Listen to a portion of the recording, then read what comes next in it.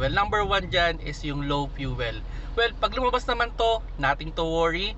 Kasi ang sasakyan naman natin, normally, may reserve yan na mga 3 to 5 liters pa na pleo. And number 2 is the check engine. Now, pag lumabas yan, I highly recommend, kung hindi naman kayo tipid mode, magpascan na kayo kagad para ma-pinpoint kung ano yung posibleng problema ninyo. And number 3 is low engine oil, ito yung kulay pula na mukhang takure.